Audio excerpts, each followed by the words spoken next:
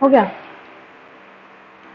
चलिए, अभी तक हमने बात की थी अबाउट ब्रीदिंग, रेस्पिरेशन, दोनों में डिफरेंस या दोनों में सिमिलैरिटीज, किस तरह से आपकी जो ब्रीदिंग है वो रेस्पिरेशन को फैसिलिटेट करती है, वहीं रेस्पिरेशन जो है आपका वो कंप्लीटली ब्रीदिंग पर डिपेंड होता है, ठीक है।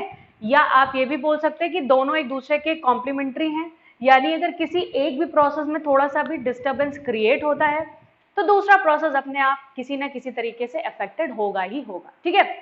तो चलिए आज हम बात करेंगे अबाउट ह्यूमन रेस्पिरेटरी सिस्टम। अभी तक हमने देखा था कि कौन कौन सी प्रोसेसेस हैं जो इन्वॉल्व हैं, यानी जिसमें सबसे आपका मेजर पार्ट प्ले कर रही थी ब्रीदिंग, ठीक है। तो अभी हम बात करेंगे अबाउट ह्यूमन रेस्पिरेटरी सिस्टम।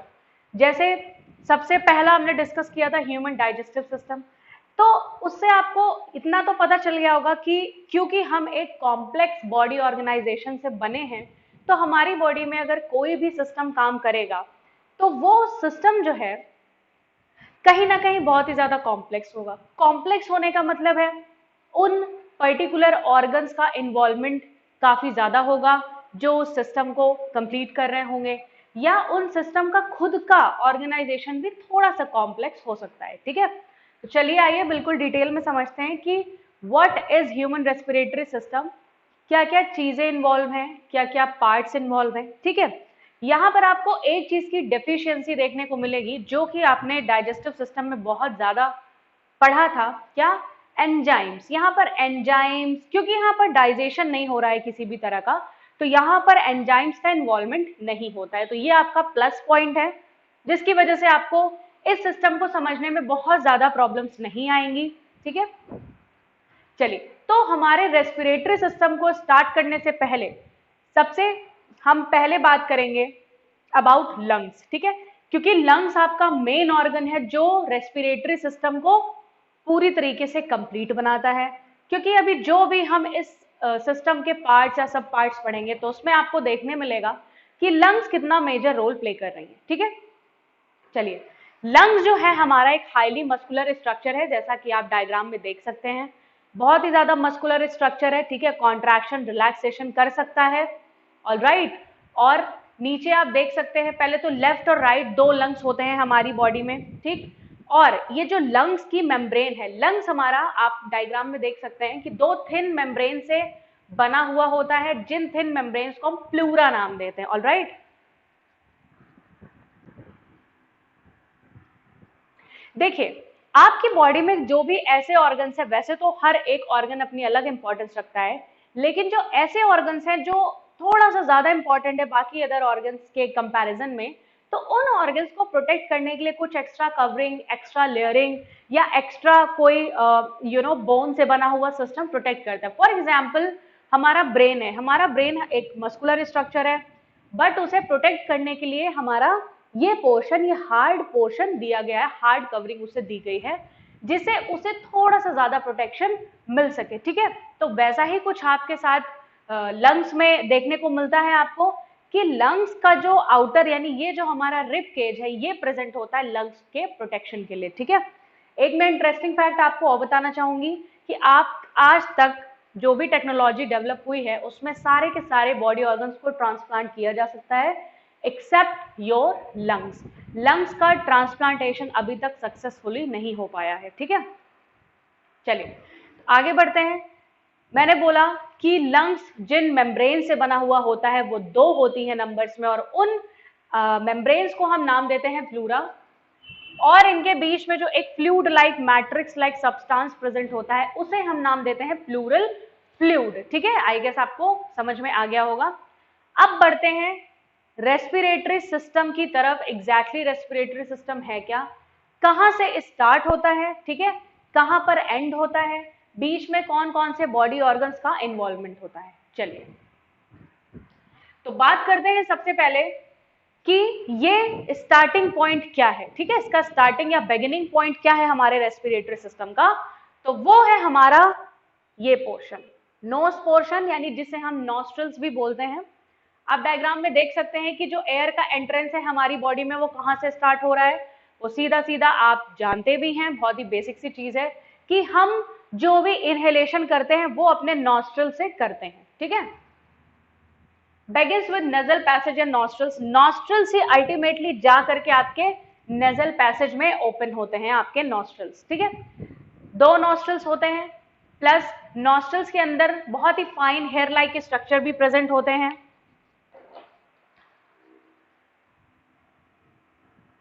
हमारे नॉस्ट्रल्स की इनर वॉल पे बहुत ही tiny hair like structures present होते हैं, जिनका काम है डस्ट, पोल्यूशन, माइक्रो ऑर्गेनिजम्स को काफी हद तक यहीं पर आपके नॉस्ट्रल एरिया में ही फिल्टर्ड आउट कर देना, ठीक है।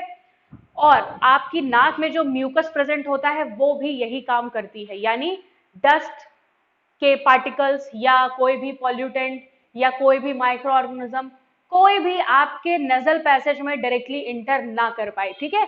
तो काफी हद तक उसे यहीं पर फिल्टर आउट कर दिया जाता है। चलिए, उसके बाद जो आपका नेजल पैसेज है, ठीक है, यानी आपका नॉस्ट्रल एरिया कहां जाकर के ओपन होता है? नॉस्ट्रल पोर्शन आपका ओपन होता है जाकर के फेरिक्स रीजन में, ठीक है। अच्छा, फेरिंग्स एंड लैरिंग्स ये दोनों अलग अलग चीजें हैं, इसमें बिल्कुल भी कंफ्यूज मत होइएगा, है ना, क्योंकि नाम सेम सेम है, स्पेलिंग सेम सेम है, तो काफी ज्यादा कंफ्यूजन क्रिएट होता है। Pharynx pharynx is a common passage for food and wind. देखिए क्या होता है, जब आपने कभी कभी ये चीज नोटिस की होगी कि आपने पानी पिया और पानी आपके नॉस्ट्रल एरिया से बाहर आ जाता है, ऐसा होता है, बिल्कुल हुआ होगा, सबने एक्सपीरियंस किया होगा ये चीज। ऐसा क्यों होता है, कभी आपने सोचा है?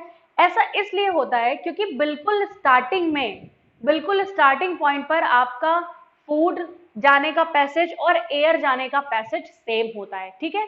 बाद में ये एपिग्लॉटिस की प्रेजेंस की वजह से सेपरेट कर दिया जाता है ना, क्योंकि आपका जो खाना है उसे आपके डाइजेस्टिव सिस्टम में एंटर करना होता है, और जो आपका विंड है यानी जो एयर आप इनहेल कर रहे हो वो आपके रेस्पिरेटरी सिस्टम में उसे पार्टिसिपेट करना होता है। तो दोनों बिल्कुल अलग अलग चीजें हैं, किसी भी तरीके से एक दूसरे में इंटरमिक्स होकर के दोनों सिस्टम्स को सही तरीके से नहीं चला सकती, ठीक है, इसलिए इनका सेपरेट होना जरूरी है। बट एट स्टार्टिंग पॉइंट इनके लिए एक कॉमन पैसेज ही होता है which is known as pharynx, ठीक है। लैरिंग्स भी मैं आपको यहीं पर बता दे रही हूं, ठीक है। What are larynx? Upper end of the trachea, यानी trachea is known as windpipe, उसके जस्ट अपर एंड में लैरिंग्स प्रेजेंट होता है which is known as your voice box which is this, alright. If you can touch here, you can feel that from where your voice is exactly coming out, all right. So this is known as larynx, and the other name of larynx is voice box, okay. I guess I made it very clear now. तो what pharynx is common passage for both food and wind, क्योंकि starting में इन दोनों के लिए same ही passage, ये दोनों same passage को share करते हैं, which is known as pharynx. चलिए, then air enters into trachea through a slit known as glottis. अब देखिए, pharynx तो कॉमन पैसेज हो गया, बट जो आपका ट्रैकिया है, ट्रैकिया एग्जैक्टली आपका विंड पाइप है। जैसे अभी हमने डाइजेस्टिव सिस्टम में पढ़ा था कि ईजोफेगस को हम फूड पाइप भी कहते हैं, तो इधर वैसे ही विंड पाइप को हम ट्रैकिया भी कहते हैं। अच्छा, मैं आपको कई बार अपने वीडियोस में ये चीज बोल चुकी हूँ कि जब आप किन्हीं दो सिस्टम्स को कंपैरिजन करके पढ़ते हैं तो चीजें आपके दिमाग में ज्यादा टाइम तक रह जाती हैं, ठीक है। तो इसीलिए मैं इधर जो टर्म्स मुझे डाइजेस्टिव सिस्टम से थोड़ा बहुत भी कोरिलेशन में दिखेंगे तो मैं आपका उधर का भी रिवीजन करा दूंगी यहीं पर, जिन बच्चों ने बाई चांस वीडियो अगर मिस कर दिया है, और बाकी रेस्पिरेटरी सिस्टम तो चल ही रहा है, ठीक है। तो ट्रैकिया का पोर्शन जब आता है यानी आफ्टर फेरिंग्स, ये ट्रैकिया, अब क्यों मैंने बताया ना आपको कि यहां से अब इन दोनों चीजों को सेपरेट होने की जरूरत है। अगर ये सेपरेटली नहीं जाएंगे तो ना तो हमारी बॉडी में डाइजेस्टिव सिस्टम सही से काम कर पाएगा, ना ही रेस्पिरेटरी सिस्टम, ठीक है। तो ट्रैकिया, अब ट्रैकिया में कैसे आते हैं, एक स्लिट होता है, एक कट होता है, जो कि बोलते हैं जिसे हम ग्लॉटिस, ठीक है। और ये जो कट होता है यही क्या करता है, विंड को विंड पाइप में भेजता है, फूड को फूड पाइप में भेजता है, ठीक है। Trachea is covered by soft cartilage called epiglottis. देखिए, दोनों नाम सेम है तो इसमें कंफ्यूजन होती है कि what is glottis and what is epiglottis, ठीक है। तो एपिग्लॉटिस क्या है? एपिग्लॉटिस इज अ ग्लॉटिस जिस सॉफ्ट मसल का बना है, ग्लॉटिस आपका जिस सॉफ्ट बोन का बना है ना, cartilage is a bone and cardiac is a muscle. Okay, so herein we are talking about cartilage. तो ये जो soft bone है जिसकी आपकी glottis बनी हुई होती है उसे हम epiglottis कहते हैं, ठीक है। और epiglottis का काम क्या है, ये फेरिंग्स के नीचे प्रेजेंट होकर के इस चीज को इंश्योर करता है कि आपकी जो विंड है वो विंड पाइप में जाए और जो फूड है वो फूड पाइप में जाए, ठीक है। विंड पाइप को ही हम ट्रैकिया बोलते हैं और फूड पाइप को ही हम ईजोफेगस नाम देते हैं, ठीक है। चलिए आगे बढ़ते हैं। Trachea is provided with C shaped rings, these rings, है ना। आप अगर अपना ये पोर्शन टच करेंगे अपने हाथ से तो आपको यहाँ पर कुछ बोनी लाइक स्ट्रक्चर फील होगा। तो ये सी शेप्ड रिंग्स होती हैं, कार्टिलेज की ही ये भी होती हैं। कार्टिलेज बेसिकली सॉफ्ट बोन्स को बोलते हैं, यानी नॉर्मली हम जो भी बोन अपनी बॉडी में देखते हैं, टच करते हैं, फील करते हैं, वो काफी हार्ड होती हैं और उन्हें इजीली बेंड करना या उन्हें प्रेस करना बिल्कुल ही इम्पॉसिबल है, ठीक है। आप अगर अपने हाथ की बोन लेंगे तो इसे प्रेस करना इम्पॉसिबल है, बट अगर आप कोई बॉडी का ऐसा पार्ट लेते हैं जहां पर कार्टिलेज वाली बोन प्रेजेंट है, suppose that your nose portion, alright, your ear portion, ear pinna, this is known as basically ear pinna, and your trachea, ठीक है। तो ये पोर्शन जो है ये आपकी सी शेप्ड कार्टिलेज रिंग से बना हुआ होता है, जिसका काम क्या है, इसका काम है कि अगर ब्रीदिंग वाली यानी जो भी ये प्रोसेसेस हैं ब्रीदिंग की, रेस्पिरेशन की, अगर ये हो रही हैं काफी फास्टली हो रही हैं, जैसे फॉर एग्जांपल अगर आप रनिंग कर रहे हो, कोई बहुत ही ज्यादा हार्ड या विगोरस एक्सरसाइज कर रहे हो, तो उस टाइम पर जब आप काम, ये ब्रीदिंग का काम बहुत फास्टली करने लग जाते हो, उस टाइम पर आपका जो ट्रैकिया है वो किसी भी तरीके से चोक ना कर पाए या कोलैप्स ना हो जाए, ठीक है, कोलिजन ना होने पाए दोनों वॉल्स का आपस में, इस चीज को इंश्योर करती हैं आपकी ये सी शेप्ड रिंग्स, ठीक है। चलिए, upper end of the trachea is known as larynx. मैंने आपको बोला ट्रैकिया का जस्ट अपर एंड कहलाता है लैरिंग्स, यानी कि ये, अब आप ये इसकी सिचुएशन पता लगा सकते हैं ना कि अगर यहां पर आपका लैरिंग्स है यानी कि वॉइस बॉक्स है, तो आपका ट्रैकिया इसके जस्ट नीचे से ही स्टार्ट हो रहा है, ऑलराइट। और लैरिंग्स का काम मैंने आपको बता दिया कि ये मेल और फीमेल में एज अ वॉइस बॉक्स काम करते हैं, ठीक है। और इन्हीं की प्रेजेंस की वजह से जो हमारा पिच हाई या बहुत ही डीप वॉइस होती है, तो ये सारी चीजें कंट्रोल एंड कोऑर्डिनेट की जाती है, ठीक है ना। Trachea divided into bronchi connected to two lungs. जो आपका ट्रैकिया है, ठीक है, जैसा कि आप डायग्राम में भी देख सकते हैं कि ट्रैकिया आ रहा है ऊपर से और फिर ये उसके बाद ब्रोंकाई में डिवाइड हो गया है, उन ब्रोंकाइज में जो दो लंग्स में डिवाइड हो जा रही है, यानी कि one is in the left lung and other is in the right lung, ठीक है। तो ये चीज आपको ध्यान देनी है कि ब्रोंकाई और ब्रोंक्यूल्स एक ही स्ट्रक्चर है, बस ये सिंगुलर और प्लूरल में बोलने के लिए इनके नाम को डिफरेंटली यूज किया जाता है ये बिल्कुल सेम ही। या आप ये बोल सकते हैं कि जो आपका ब्रोंकस है वो एक ब्रांच है, मेन ब्रांच, और ब्रोंक्यूल्स उनकी सब ब्रांचेस हैं, ठीक है। जैसे हम ट्री में देखते हैं एक मेन, जैसे एक मेन ब्रांच होती है फिर उसके बाद उसमें सब ब्रांचेस निकली हुई होती है, कुछ ट्री लाइक स्ट्रक्चर ही आपको इधर लंग्स में देखने को मिल रहा होगा, तो वैसे ही आप इसको समझ भी सकते हैं, ठीक है। काम ब्रोंकाई या ब्रोंक्यूल्स का सिर्फ इतना है कि जो भी एयर आ रही है उसको अल्टीमेटली एल्वियोलाई तक पहुंचाना, ऑलराइट, क्योंकि एल्वियोलाई जो पोर्शन है आपका, वहीं पर ब्लड वेसल्स प्रेजेंट होती हैं और वहीं पर एग्जैक्टली एक्सचेंज ऑफ गैसेस होता है, ठीक है भाई। रेस्पिरेटरी सिस्टम में हम पढ़ क्या रहे हैं, रेस्पिरेटरी सिस्टम्स में हम यही तो पढ़ रहे हैं कि जो भी आपकी बॉडी के अंदर ऑक्सीजन का एंट्रेंस हुआ उसको यूटिलाइज किया गया और CO2 मिक्स की गई और उसे बाहर एक्सेल आउट किया गया, है ना।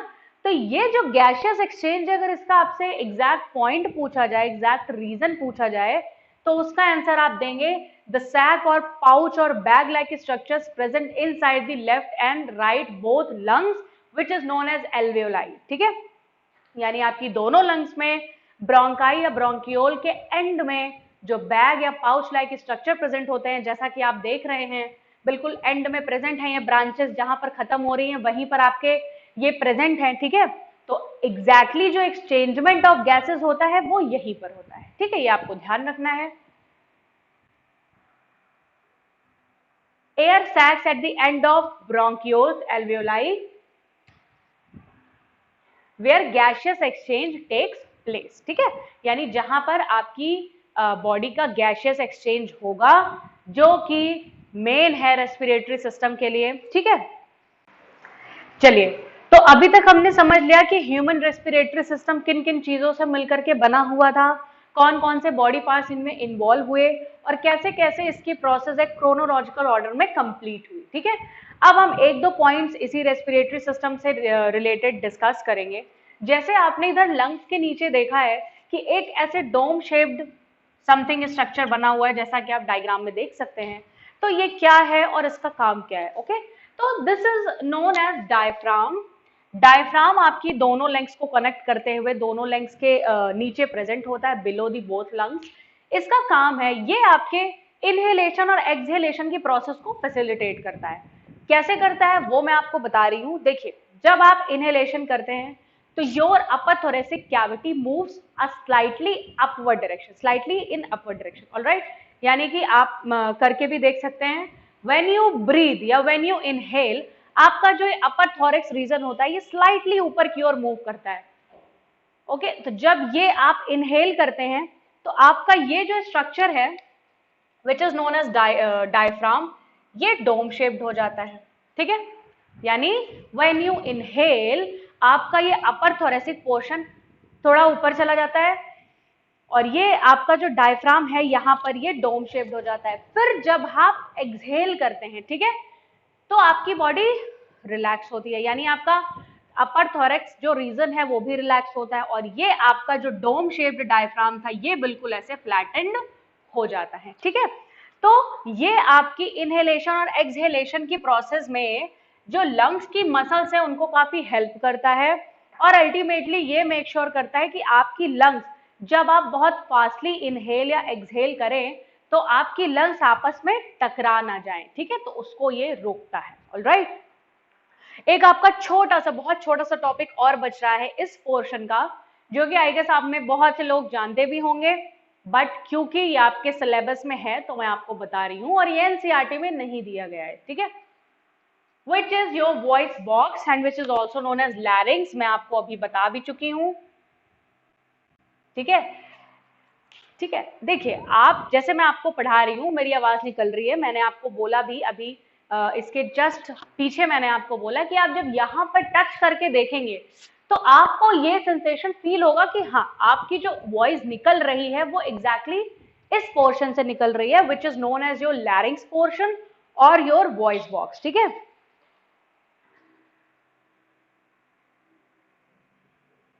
तो पहला पॉइंट आई गेस आप सबको पता होगा, also known as larynx, enlarged part of trachea. Larynx actually है क्या? ये आपके ट्रैकिया का ही थोड़ा सा बढ़ा हुआ पार्ट है, ठीक है, यानी कि थोड़ा सा एनलार्ज्ड पार्ट है। उसके बाद हम देखेंगे कि ये एडम्स एप्पल क्या है। देखिए, मोस्टली मेल्स को जब आप देखेंगे तो उनका ये पोर्शन थोड़ा सा इन कंपैरिजन टू फीमेल ज्यादा निकला हुआ होता है, ऑलराइट। तो ये निकला हुआ पोर्शन कुछ और नहीं है, उसी जो आपका वॉइस बॉक्स है उसी का कार्टिलेज है, यानी उसी की बोन है, सॉफ्ट बोन है। तो उसी सॉफ्ट बोन को जो कि मेल्स में आपको थोड़ा सा उभरी हुई दिखाई देगी उसे हम एडम्स एप्पल बोलते हैं, ठीक है। Larynx contain vocal cords which vibrates to produce sound. Actually आपका जो वॉइस निकलता है ना, आपकी जो वॉइस आ रही है बाहर आपकी बॉडी से, वो क्यों आ रही है? ये जो वॉइस वोकल कॉर्ड्स हैं इनमें वाइब्रेशन होता है। फॉर एग्जाम्पल, मुझे पता है कि आप सभी ने गिटार देख रखा होगा, तो गिटार के जो भी वो होते हैं, तार होते हैं, जब उनको ऐसे वाइब्रेट कराया जाता है तब उसमें से साउंड प्रोड्यूस होता है। तो कुछ ऐसा ही यहाँ पर आपके वोकल कॉर्ड्स के साथ होता है, ठीक है। जब उनमें वाइब्रेशन होता है तभी साउंड प्रोड्यूस होता है और अल्टीमेटली आप जो बोलना चाहते हैं उसका एक साउंड बाहर आता है, ठीक है, जैसे मैं अभी आपसे बोल रही हूँ। तो this was all about your voice box as well as your human respiratory system. देखिए, अभी आपने पूरा का पूरा ह्यूमन रेस्पिरेटरी सिस्टम खत्म कर लिया, उसके सारे पार्ट्स, फंक्शन, सारी चीजें आपने बिल्कुल डीपली पढ़ ली, ठीक है। अब हम बात करेंगे रेस्पिरेशन इन प्लांट्स के बारे में, जो कि in comparison to human respiration काफी छोटा टॉपिक दिया गया है आपकी बुक में और ये उतना कॉम्प्लेक्स भी नहीं है, क्योंकि हमें सबको पता है कि प्लांट लिविंग ऑर्गेनिजम्स तो हैं बट उन्हें हम पार्शियली लिविंग कंसीडर कर सकते हैं, ठीक है।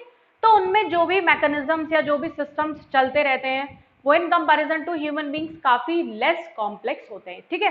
बट एक और इम्पॉर्टेंट चीज है, प्लांट में रेस्पिरेशन पढ़ने से पहले दो ऐसी प्रोसेसेस होती हैं जिनके बीच में आपको डिफरेंस मालूम होना बहुत ज्यादा जरूरी है।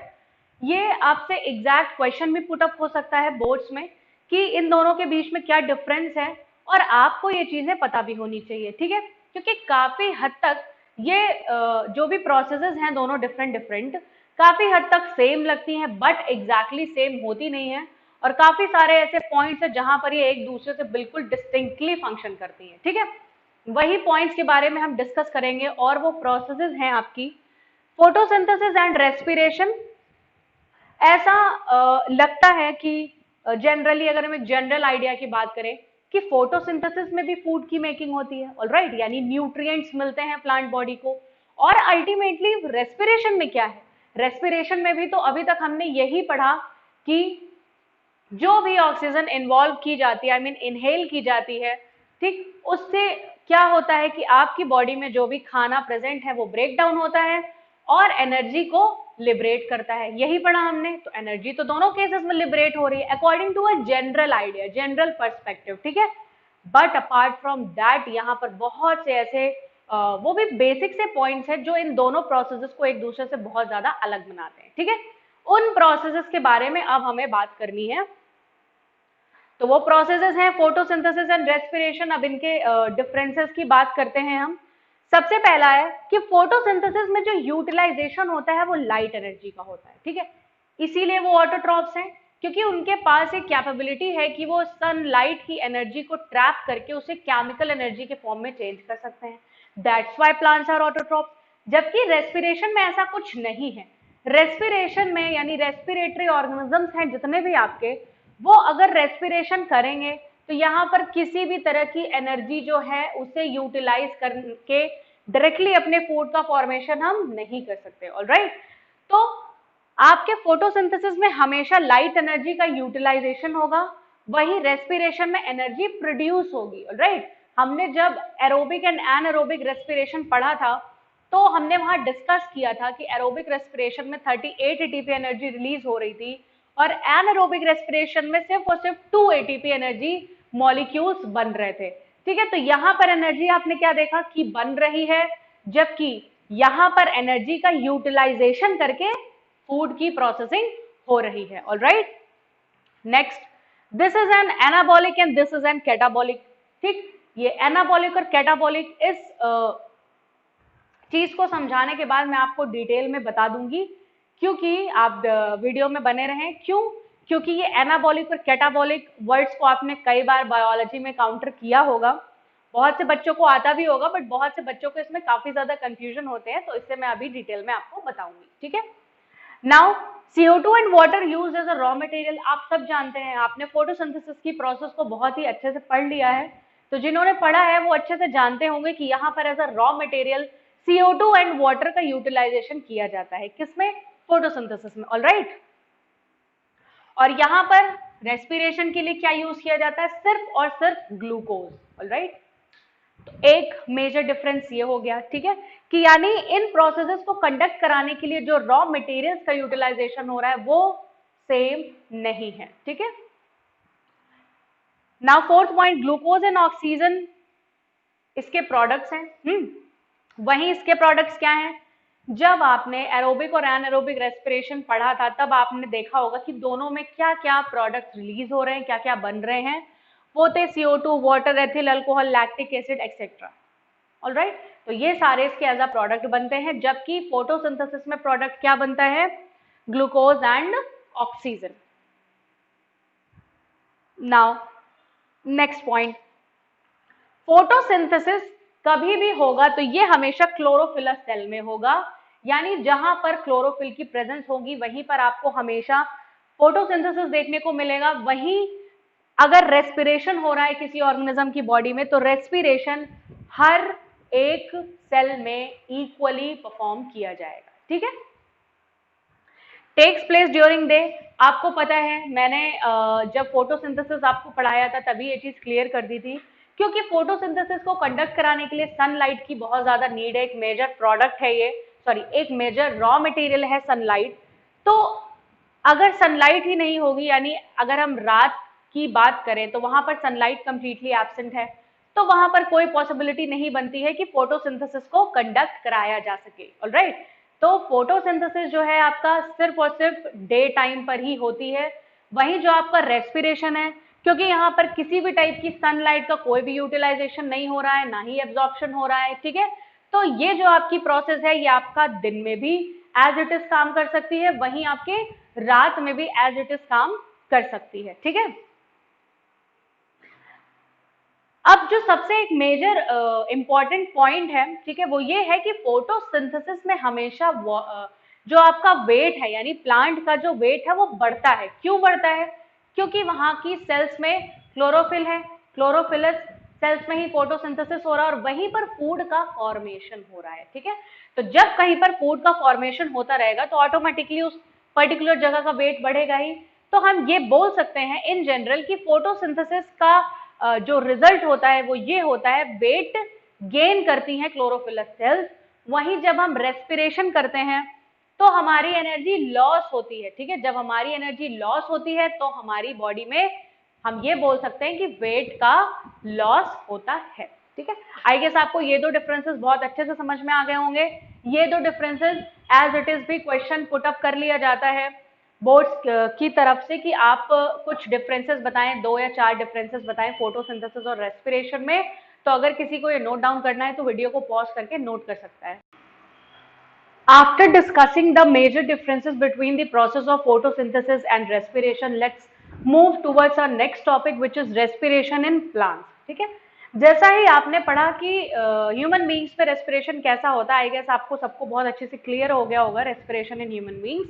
अब वैसे ही हम डिस्कस करेंगे कि प्लांट्स में रेस्पिरेशन कैसे होता है, क्या क्या चीजें इन्वॉल्व होती हैं या कौन कौन से मैकेनिज्म इन्वॉल्व होते हैं, ठीक है।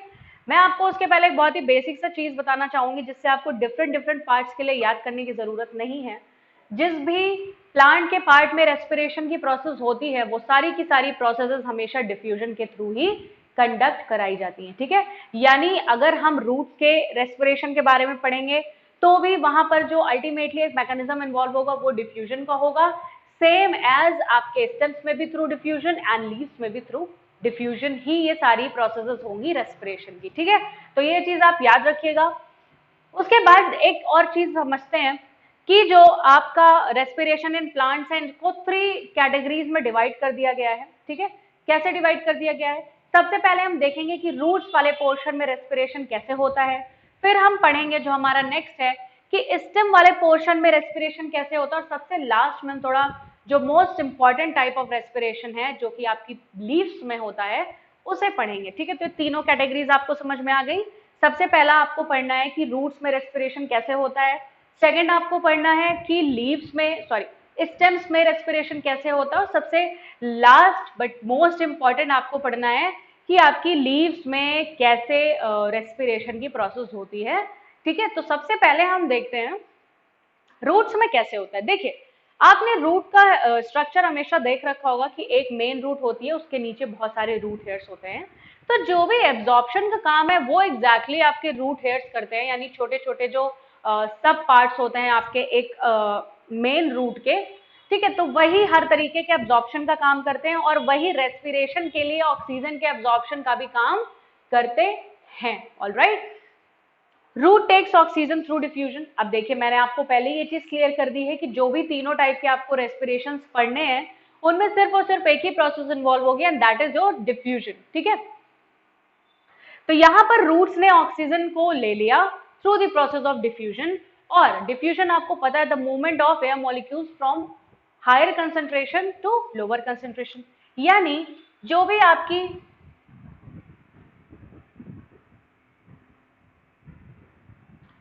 ठीक है। तो आप अच्छा इसको कंसीडर कर लीजिए कि ये आपके एक रूट हेयर का स्ट्रक्चर है, ठीक है। This is your structure of a single root hair, ठीक है।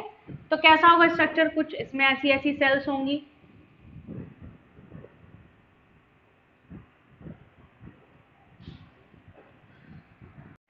देखिए जब आपकी रूट हेयर्स जो है, मैंने आपको बताया, जब ये जो भी आपकी सॉइल है उसमें डिजोल्व्ड ऑक्सीजन को एब्जॉर्ब करती है, तो ये सबसे पहले आपकी फर्स्ट सेल में जाती है। फर्स्ट सेल से through the process of diffusion ये नेक्स्ट सेल में ट्रेवल करेगी, देन उसके बाद नेक्स्ट सेल में, फिर नेक्स्ट सेल में। तो ऐसे करके ये आपका ट्रांसपोर्टेशन जो है ये चलता रहता है ऑफ ऑक्सीजन, और उसके बाद एक सेल से दूसरी सेल्स में, दूसरे से तीसरे में ये आपकी ऑक्सीजन ट्रांसपोर्ट होती रहती है और अल्टीमेटली अपनी डेस्टिनेशन पर पहुंच जाती है। ठीक है, तो ये तो था आपका रूट हेयर का पूरा मैकेनिज्म, जो कि आपके ऐसे रूट्स में होगा जिनमें बिल्कुल यंग रूट हेयर्स पाए जाएंगे। Then what about the older roots, है ना? ओल्डर रूट्स में क्या होता है, वहां पर प्रेजेंट होते हैं एक स्पेशल स्ट्रक्चर्स जिसको बोलते हैं हम लेंटिकल्स। लेंटिकल्स क्या करते हैं, ये बार्क लाइक स्ट्रक्चर होते हैं या ओल्डर रूट्स में प्रेजेंट होते हैं, पोर्स होते हैं जिनके थ्रू रेस्पिरेशन होता है। अगर वो पर्टिकुलर रूट हेयर बिल्कुल यंगर नहीं है तो, या रूट काफी पुरानी हो चुकी है, काफी ओल्डर हो चुकी है तो, ठीक है।